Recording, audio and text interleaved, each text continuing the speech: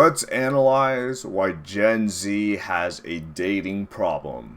Gen Z have been done dirty when it comes to dating. I hate dating apps. Dating apps are by far the biggest waste of time. We're living in a generation where 49% of people think how much you earn matters more than your looks. That's Dating sad. app culture has created an environment where people have so many options that no one wants to commit. And people's views of dating is more polarizing than ever. You need to ignore her, bro. I am so tired of feeling like it's never gonna be my turn to find love. Don't talk to her. Don't text her for a week. You're gonna be amazed at what happens next. These are some very bare minimum standards to be setting, and why does it feel so impossible for them to meet? One side of the internet will tell you that women are too picky and need to lower their standards, whilst the other side says that women aren't picky enough and need to raise their standards. Attractive women cannot afford to date down. How attractive a woman is directly correlated to how faithful they'll be in a relationship. I know there is a lot of hot takes from both sides about dating, but what I notice is that most of the clips that really start making the rounds, they tend to be pretty combative, pretty controversial. There's a lot of men versus women dynamic. It's a lot of us versus them rather than us versus the problem. And I think that's pretty understandable because lots of people have been hurt before by, whichever side. And I feel for them. But I also understand that part of healthy relationships and growing up is knowing that in order to have healthy relationships and connection, you do have to be vulnerable on some level. Now, I never advocate for opening up yourself to anyone at any given moment, but I do think it's important to contextualize things, and when it seems like there's a high probability that being vulnerable could potentially be a positive action leading towards a positive outcome, I think in the right space, when there's a high probability, it's good to be vulnerable in those instances. And you live and you learn with this type of thing. I don't really care if this sounds mean. I can't respect a man who's done worse at life than me. How did you do worse in a system that was designed to help you do better? Some people think that Combative. women have it worse with hookup culture, situationships, whilst other parts of the internet think that men have it worse. Dating apps are uniquely depressing from a guy's perspective because you send out all these likes, then only a fraction of those likes turn into matches. Why is it so hard to find a man who respects you and your time? I feel like most people on dating apps use the app as like an ego boost and they don't actually care about going out on a date or meeting up with someone. Men have just turned dating apps into like an easier way to access. We have never been at more polar opposite end of the spectrum, but trust me when I say this is literally just the tip of the iceberg. I understand that men are struggling a lot on the apps because it's like, you have to be really attractive and really tall and you have to present yourself a certain way, otherwise you get no matches. Like, it's really common for a guy to go on a dating app for like a few weeks and swipe on people but literally have 0 matches, which as a girl, you can literally be an average looking girl and that will not be the case. So I've heard dating apps for both parties are like dying of thirst. The difference is guys are dying of thirst in a desert, girls are dying of thirst in a swamp. Both need drinkable water, but there's none in the desert, and all that's available in the swamp is not drinkable. Whether that's like quality matches is a whole different ballgame. I don't want people in the comments to be angry and be like, it's just not fair, like women get it easier, da da da. Trust me when I say the quality of matches is not giving. Dating for women is like shopping. Dating for men is like a job interview. Again, I feel like the shopping analogy is a good one. I feel like that does paint the picture very well. It just shows that women have a lot more options. For me and my friends, when we talk about the apps and we show each other the matches and we show each other the messages and then like the pics, it's just like the quality on dating apps. Sometimes I feel like there's a whole load of stuff on the clearance rack. Like, you're shopping, sure, but a lot of it is just on sale and maybe has holes in. It's not very good quality. You're trying to find an item that's like a high quality item. It's not in the sale. It's good quality. It's not reduced. It's actually worth the price. I just feel like that is the struggle that maybe a lot of women have. In terms of hookup culture in general, I know that's a huge thing that makes people struggle with dating. I've not really got involved with hookup culture. It's not really my thing.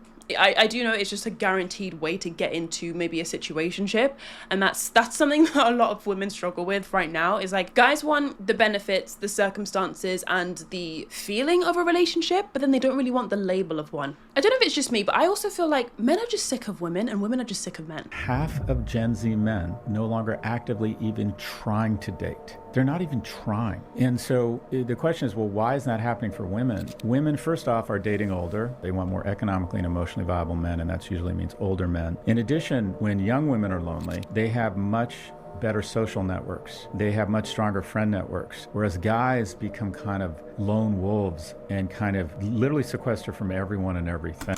And that is not a good foundation to jump off of when it comes to dating. When you're alone, when you're sequestered, when you're not even having your social needs met. And that's why building a social life, to whatever degree your drive is so important for everyone, I think, before jumping straight into a relationship. Because also sometimes, even when you do get a relationship, after not having a good social support network, is you expect that partner to be everything. You expect them to be your romantic significant other, but you also expect them to be your social life. And that can be too much for one person to realistically handle and or provide. What he said about women having the social networks and when they get lonely, I guess they have friends, I totally see that. I literally saw a girl, I think I'm probably going to watch her video next. I literally saw a girl kind of complaining about the male loneliness epidemic. Maybe not complaining, but she was definitely like having a rant where she basically said like, I don't feel bad for men. She was saying like, whose fault is this? The patriarchy. You guys created this system and now you're not happy with it. If you don't open up, it's not our fault. Women actually open up. Women open up to their friends. I think a huge problem with a lot of these things is that people are so general. Like there's such a generalization. Even just saying like women have social networks. A lot of women don't. Like so many women have toxic friends. Yeah, in high school, I had one or two social circles that were composed of almost exclusively women. And, oh man, it would get so nasty in there. Lots of backstabbing and gossiping and fake niceness with passive aggressivity thrown in there. And in those situations, it's actually better to be alone than to be surrounded by people that don't have your best interests in mind. Or so many women, I feel like they literally don't have any friends. All they have is their family. Maybe they don't even have their family. It's such a generalization. And then, you know, the girl that was talking about, I don't feel bad for men, like men need to open up and stuff. Like, some men do open up. Some, like, all these things are so general that they actually don't even make any sense after a while, because it's like you're talking about a small group of people and then painting it as if, like, the whole gender is that way. I think, too, we want, as humans, just to be able to blame a large umbrella group of people for a specific problem or set of problems, because it's much easier to digest and direct our anger towards a large entity rather than acknowledging that truly it's going to be a case-by-case basis. Everyone's situations are different. Everyone's personality, strengths and weaknesses, it's all different. But that's really hard for us to parse and create defensive countermeasures for when things are that nuanced. In the comments of this video, people were saying, I can't afford a girlfriend. You've got to be making 100K a year to afford a girlfriend now. And see, that's a great example of like the guy side of thing. Oh, gotta make 100K to have a girlfriend now. I have never had, personally, a girlfriend that expected me to make anywhere near that amount of money. No one ever explicitly put a number out there. And I think that's one of, the best examples right there of just trying to put a whole group of people under one umbrella, and that's just not realistic. That truly is just not realistic. Rather just focus on myself. It feels as if love is dead. No loyalty, no authenticity, no love, no friendship. Everything is an ick or a red flag. And see, that second part of this sentence, I think that's where a lot of this stems from, is a lot of people have gotten a bad deal in relationships before. A lot of people have been hurt before. And I think this greater us versus them dialogue is coming from a place of both sides having experienced a lot of hurt before. These days, I'd rather be alone than have my feelings be used against me down the line. That one's a bit sad. Facts, I'm 22 and completely have stopped looking at women. I'm sure there's truth to all of this. I'm not even going to dispute that. But honestly, I feel like it's the same on both ends. It's not just men that are giving up and thinking like, I've given up on women. Like, women have absolutely given up on men as well. Julia Fox in an interview talked about how she's not dating men anymore. I do think this is part of a larger trend within a lot of women online and just women in general of like giving up on men, giving up on relationships, just reverting back to what feels safe. I'm never gonna. It's easier to block everything out than it is to tackle a nuanced problem. Anytime we're overwhelmed, especially, it's much harder to try to hit the sweet spot than it is to try to swing to one extreme or the other. Date men ever again. Like when my friend says that to me, like I want to, go deeper into that. And like, will that really make you? And maybe it will. Dating used to be a bit disappointing and that's normal, but now it just feels overly traumatic. I want to be in love, but I'm tired. I'm a single 31-year-old and I'm done. Something isn't right with men. It took me 4 years of knowing men to realize I'm safer and happier solo. My time away from men, I experienced exponential growth in every area of my life because I was no longer held back. My thing is, I wonder how long this will last because ultimately you can kind of ignore women. Like, I want to focus on myself. Let me just kind of sort out my career, focus on myself. And as a woman, you can say, I'm just happier alone. I've got my friends. I don't need a man in my life. We can all say that, but at the core, we will all crave some level of companionship. Exactly this. For both sides, you can't live with them, you can't live without them. It's built into our very core. A long time ago, there was a messed up king, and he tried a social experiment. He took 5 kids, and they, I believe, were toddlers or straight up infants, and they got all the care and attention they needed from nurses, but there was no interaction between them and their caretakers. And then he had another group of 5 that got all the care they needed from the nurses, but then they also got plenty of interaction, talking, and the group that didn't have the interaction with their caretakers literally died.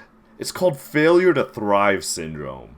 And there was nothing wrong with them. There was no sickness. There was no overt physiological defects that would cause 5 of them to just pass away like that, except the one control factor that was being looked over was they were not being interacted with, and they literally just passed away. I think that's a very strong testament to our need for connection as humans. And I don't necessarily mean a relationship per se, because we're social creatures. Like, we need connection with other people. We need companionship and to be part of a tribe. It's the reason why, like, your life could be going perfectly. Like, you can have the career that you want. You can focus on your career, make the money, or you can, like, I don't know, like, things could be thriving for you. But if you don't have either really close friends or you don't have a relationship, you would feel like something is missing. Because whether we like it or not, I'm sure it's on like Maslow's hierarchy of needs to have like some level of companionship or like connection with other people, respect from other people, relationships. Like you do need it as a human. It's not even like a want. You don't even want a relationship. It gets to the point where you will actually just need one. My dad also said one time, all of the cool things in this world ultimately are just kind of things. It's the humans within them and the relationships and connections that makes it all really come alive. I thought that was a good way to look at things. And I don't mean need like you need it to survive. You can live your whole life being single. You can literally die single. Like, you don't need a relationship per se. And I know that contradicts what I've just said, but like, there's always going to be something like in your heart telling you like there's something missing from my life. With that being said, I think it's healthy to have a single period of your life. Like, I love how people are talking about focusing on themselves and like just doing things for them, because I think if you have a busy, thriving life outside of your relationships, I feel like you can then come to a relationship as a much more whole person. Like sometimes I think people go into relationships or go on the dating apps for a bit of like validation and to fill a void almost. I mean, I'm going to argue that's what... When dating apps were just starting to pop off, I had a friend literally say that they just go on there to play the app like a game. They had no real intentions to meet anybody. So that definitely is a problem, but I do not think that is everyone on dating apps at all. Pop culture is like people have a void that they want to fill and they're filling it with like casual sex with people. Another thing, I feel like people are very motivated by fear in the dating scene now rather than being motivated by hope. Like a lot of people in these comments are kind of sharing things about like how they don't have their feelings hurt or what's the point of opening up. Like, I'm so traumatized. I feel like people are so scared now to get into relationships, and it's absolutely valid if you've had bad experiences. Painful Everyone histories. has. But it's also one of those things that it just comes with the territory. You can't really navigate the dating scene without having your feelings hurt. When I was 18 and I first started like going on dates and stuff, and I downloaded like Bumble for the first time, that was a big fear of mine, and I was trying to navigate it and like message only certain people that were my type because I thought everyone else is going to hurt my feelings, or I would just be so scared of having my feelings hurt that I was treading really lightly. And I think if you want to date without having your feelings hurt, I almost feel like that's not going to happen. Human beings are human beings. Like, we will do the wrong things. We all make mistakes. Absolutely. There is no way that you could even navigate dating people without hurting someone else's feelings. Like, I've gone on dates and I've had to like let people down. Like, even... That's the worst part of it too, is that the fairest thing for everybody involved is to be true to yourself. And what I mean by that is this. If you are nice to somebody and are not attracted to them but go on a date with them anyways, that's actually not really fair to them, because you know from the get-go that you aren't actually interested in them, and there's, slim to no chance that anything, besides maybe a friendship will come of it. It's not fair to them. It's also not fair to yourself, because your time is important and it should be used for pursuing things that you actually see real potential in. And when you're true to yourself, sometimes you have to say no to people that might be really awesome, but if there's just no chemistry and you don't really see a future with them, you have to say no sometimes, and that'll hurt their feelings, and you can't really avoid that. And that's the part that especially sucks about dating. Even though I don't want to say anything bad, and I don't want to hurt anyone's feelings, it just comes with the territory. So in a way, I think when you are motivated by fear and you're like, I've got my guard up, I don't want to have my feelings hurt, I'm going to back away, like I'm not going to get involved, it's just like, that it's kind of an inevitable thing. Even if you don't get your feelings hurt, you might hurt someone else's, and that's not a bad thing. It's just what happens. Like, it reminds me, I was actually talking to my friend. We were talking about Hinge. I was talking to her. I was telling her I've met a new guy on Hinge. Things are going quite well. Like, I'm not gonna get my hopes up, but like, he's nice. And I was like, I'm really nervous. I think we're gonna meet up, but like, I don't want to catch feelings. Like, we'll see how it goes, but I don't want to get my feelings hurt. And I told her this, and she was like, what's wrong if you catch feelings? Like, just catch the feelings. You're not gonna die. And I was like, you're right actually. She was like, we're so scared of catching feelings, but like, catching feelings is normal. Like, that is just what happens. It's not like this big scary thing that you can't survive or that will kill you. And when she said that to me, pain avoidance, though, I think that's where a lot of this funnels down to. We don't want to invest our time and our feelings into something that could potentially hurt us down the line. But as she said, that's an inevitable, part of dating and forming real connections. I was like, oh my gosh, yeah, you're right. I think I didn't click it at the time, but I think catching feelings and feelings being hurt is something that I built up so much in my head that I was so terrified of it, and I was weirdly like not fully being myself around people and like allowing dates to happen and allowing things to happen because I was like, I'm scared of having my feelings hurt. And I feel like me in that situation, and a lot of people I feel like have a scarcity mindset when it comes to dating. Like, you should never put all your eggs in one basket, or never like fully care about someone, because what if they hurt your feelings and then like you... I'm gonna push back on that just a little bit. I absolutely think you should pursue the things you see real potential in, but at the same time, I've also seen my friends, and I think I've been through this once or twice, where you are really focused on one person and then things don't work out, and now you spent 6 months, a year, 2 years only focusing on that one person when there might not really have been, reciprocated feelings on the other side. And that time could have also been used to get to know other people that you might have had more chemistry with, and that might have more reciprocated feelings for you.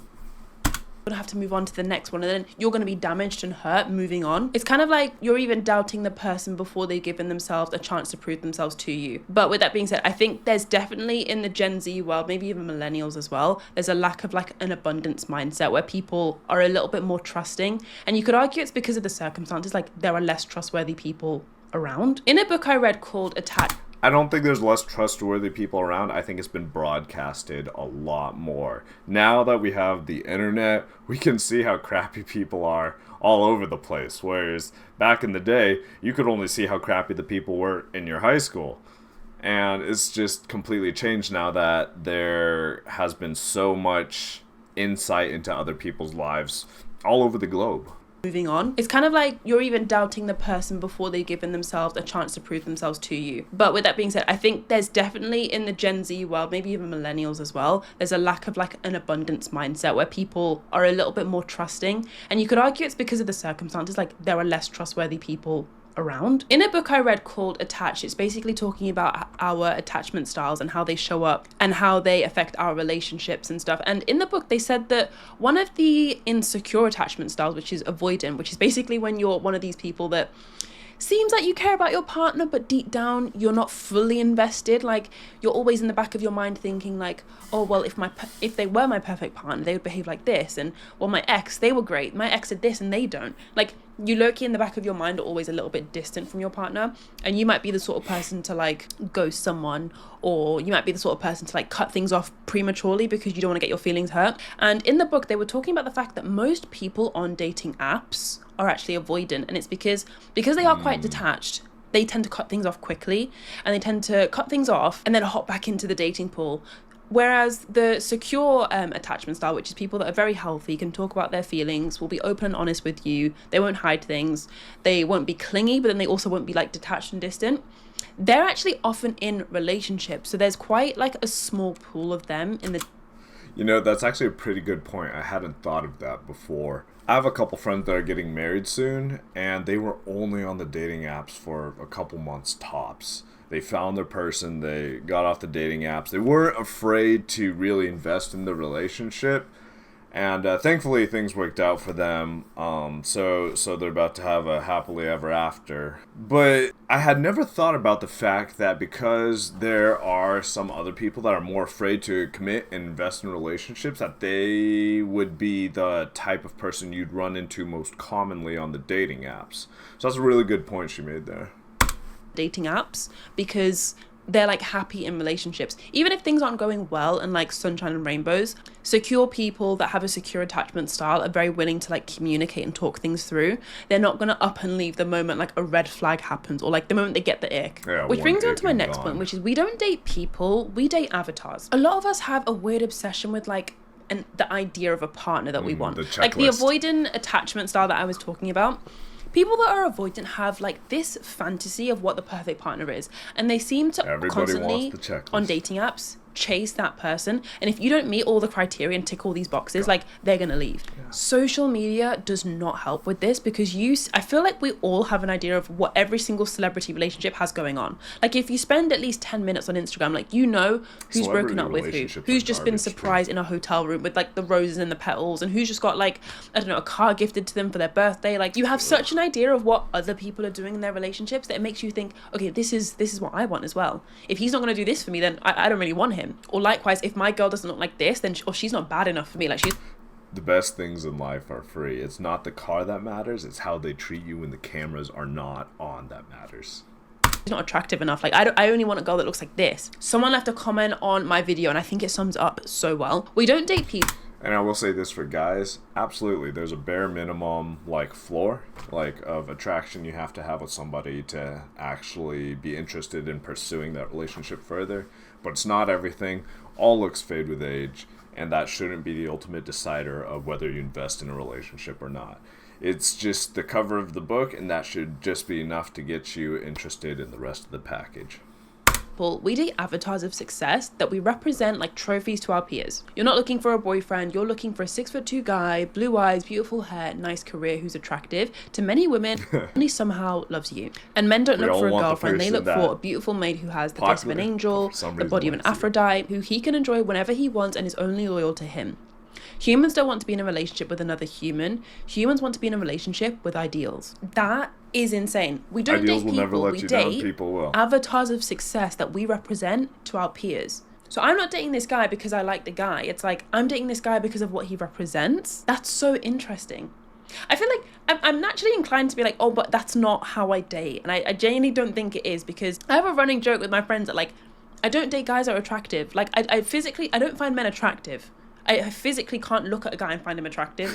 To find a guy attractive, I have to talk to them. Like, you could show me Michael B. Jordan, I'd genuinely be like, I don't find him attractive. Like, I literally don't. A guy's only attractive if there's, like, something we talk about where in conversation I find him funny and interesting and, like, easy to talk to. Because to me, attraction is more emotional than it is appearance. Sure, like, it's why sometimes, like, I could, like, go on a date with someone and, like, this has happened before. Like, I've gone on a date with someone and, like, I get along with them and my friends are like, oh, like, show us a photo of him. And I'm like, no, like, you don't see the photo of him. Like, it's okay. Like, he's really funny, though. Like, he's good to talk to. Like, he's really funny. Anyway, a lot of people date avatars. They don't date people. Maybe. That's terrible too, because a lot of times we want to impress our friends with the person that we've chosen, because we've chosen to yoke ourselves with that person, and I think that can really be a bad influence when it comes to our choices for people, because we always want somebody impressive looking, even if they might not be an impressive person themselves. Hopefully they are. But for people that might not be the most aesthetically pleasing, but you just love them as a person, there needs to be a lot less judgment about that from peers. I'm being naive, maybe I do as well, I don't know, but we tend to want a partner that is going to be kind of like a good representation of us in a way. I also think maybe that's why some girls, maybe the person you choose tends to reflect some sort of, I guess, influence or value on yourself as well. And unfortunately, a lot of people link that value solely to aesthetic appearances. They want a guy to give them like princess treatment, or currently there's a trend of like black cat, golden retriever. You might genuinely want that for genuine reasons. You're not trying to prove anything to anyone else, but maybe some women like want the princess treatment so that it's like, I can show this off to my friends that my guy buys flowers for me, he treats me to hotel rooms, he treats me to all these things. Like, it's less so like you genuinely in your heart want it, but it's more so like, this is an avatar that I can portray to other people. Another huge problem we have is unlimited options, or the idea that we have unlimited options. Because do we actually have unlimited options? Well, I don't know. The quality of people on dating apps isn't always up to what you think it is. And I stand by that. I think people act like, oh, as a woman, you always... It's just like taking tests in school.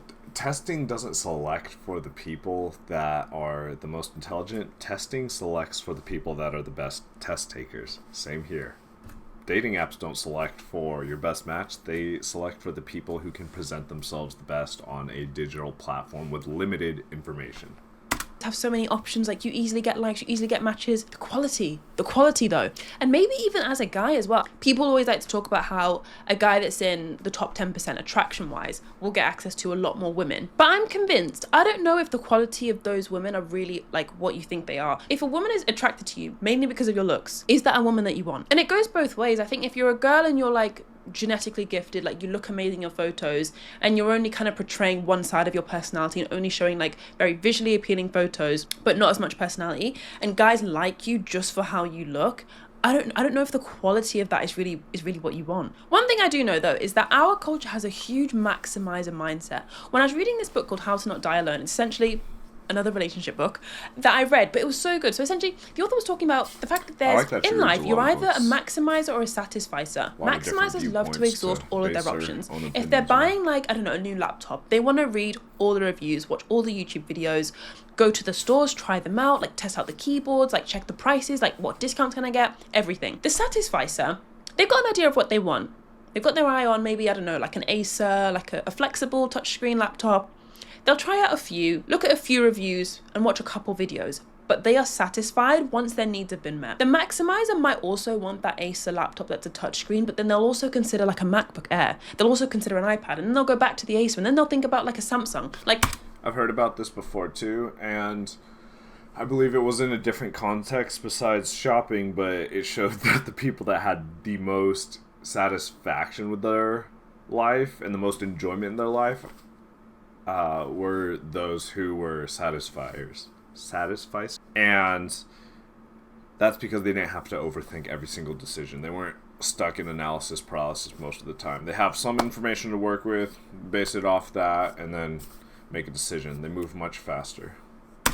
They tend to like go back and forth a lot and like exhaust their options. And when it comes to dating, maximizers are the sort of people that they have an idea of what they want. They've got a long list of things. They've got that avatar in mind of who they want to date. And they tell themselves, like, until I find this person, until I meet someone, go on a date, and they tick all these boxes, like, I'm not going to settle. Maybe that sounds like someone that's high value, doesn't settle for less. But actually, in this book, the author, she's a relationship expert. I also want to touch on the settling idea.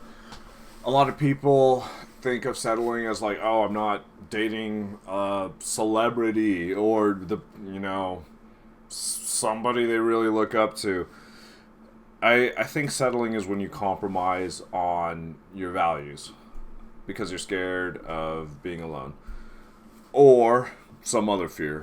I think anytime you compromise your values just to be with somebody, that is settling. I don't think settling has anything to do with necessarily external appearances or perceived value to others or perceived status, etc., etc.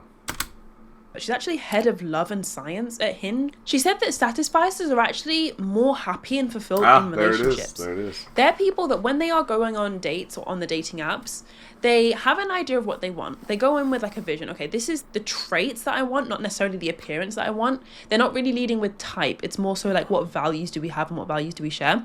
Because that's another thing she said, like, your type is a waste of time. But I'm actually planning a separate video on that. Your type is a waste of time. Instead, what matters is like your values when you're going into dating. Like, satisficers go in thinking, I want someone with integrity, trustworthy, someone who wants a family, like similar future plans.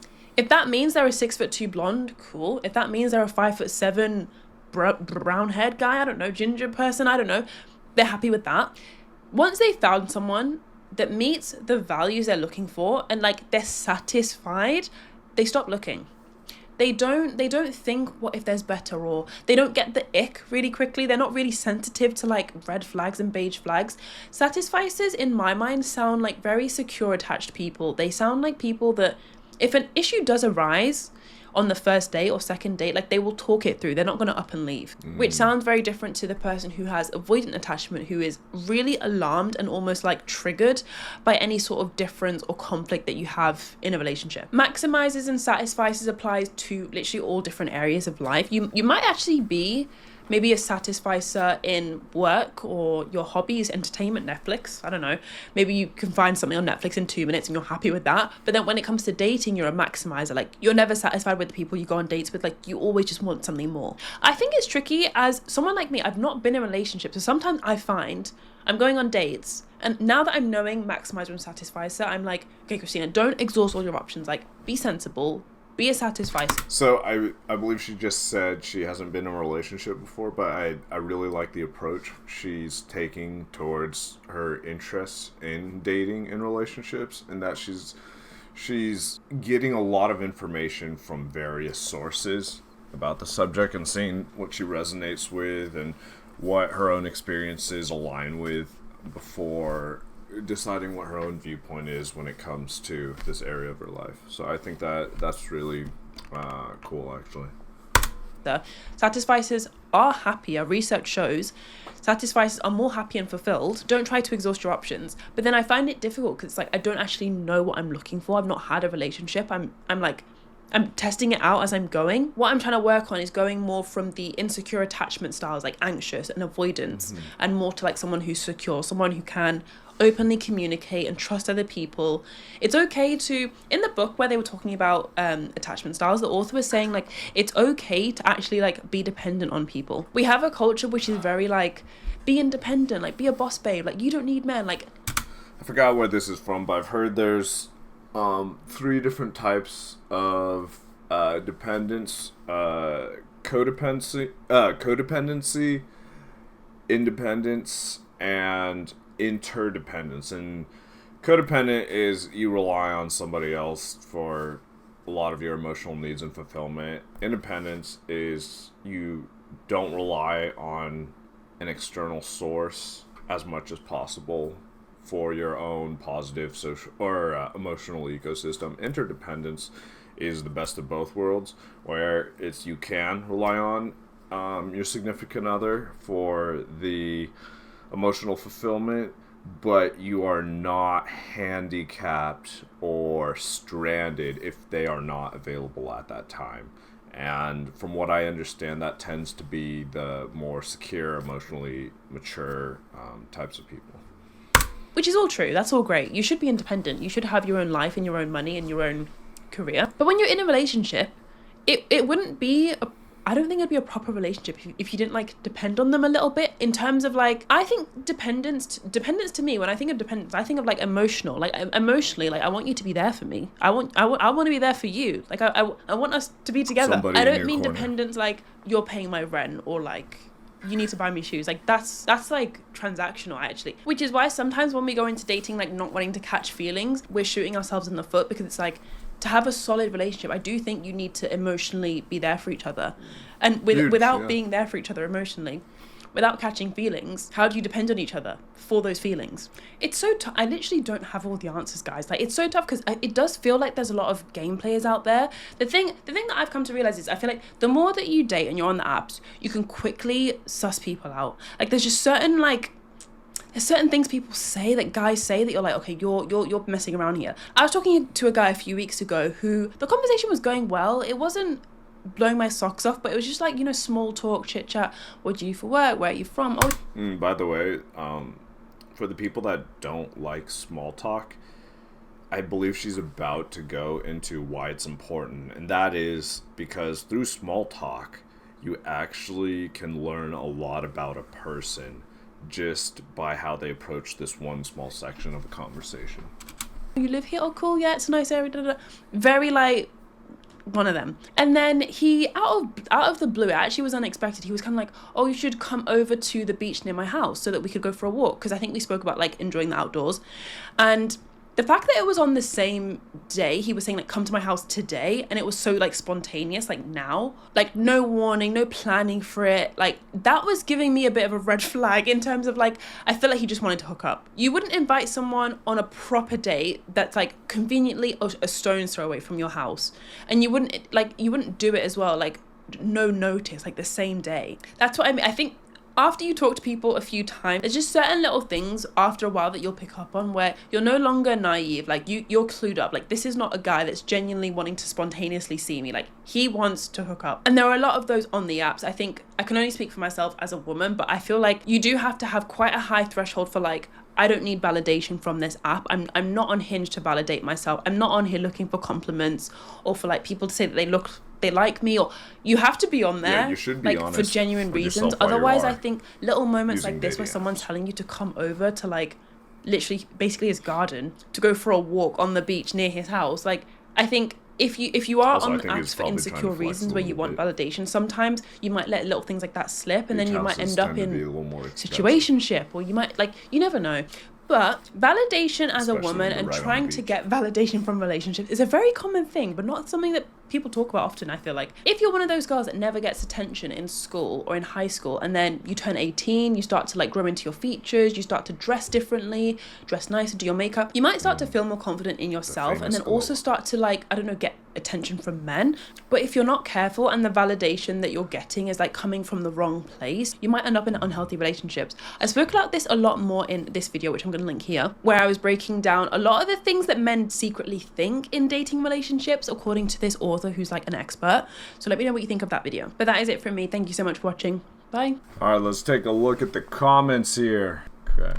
I stopped caring about actively searching for a date. It's weirdly liberating, but it hurts as well. I think most people have a bittersweet experience with throwing in the towel, at least for a time period, because you still do have that need. It hasn't been fulfilled yet. But at the same time, dating is a very emotionally volatile experience. You can be on top of the world one day and then in the gutters the next. So I think that's actually a pretty common experience when people have grown tired of dating for a little while. Here we go. Modern dating is like walking in the desert for men, while for women it's like walking through a swamp. Yeah, exactly.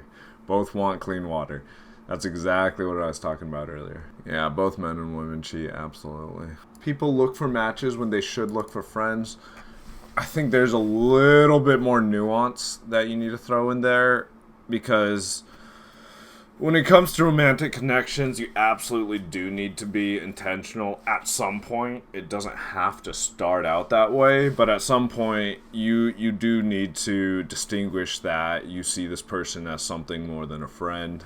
And I think most people get that, but there's a couple people out there that I think might take that as just a general approach to dating. Which can be frustrating, I think, especially for guys, because I know guys that have just like tons of friends, but they just don't have a lot of luck dating. So just having a bunch of friends is not necessarily going to immediately and directly solve your issues. This is a great point. I feel it's the extremes on both sides shouting the loudest, and everyone in the middle is so tired to the point that they completely checked out or flocked to either side of the extreme. That's true. The most polarizing, controversial opinions tend to be the ones that are the loudest and get the most attention, but I think that is actually the minority. On media, the stuff that you'll see, it's not the level-headed takes about dating and the opposite sex you'll find. It's these extreme, crazy, confrontational, and combative takes that are going to generate a lot of strife. It's either you're with me or you're against me, and that's what does well on any sort of media site. But I think most people understand on some level that there needs to be give and take. I just worry about the people that are in the middle getting polarized to either side and seeing dating as this black and white situation where somebody has to win and somebody has to lose. Okay. Thank you, Christina Alia. That was an awesome video. I really like some of your insights about the maximizers and the satisficers.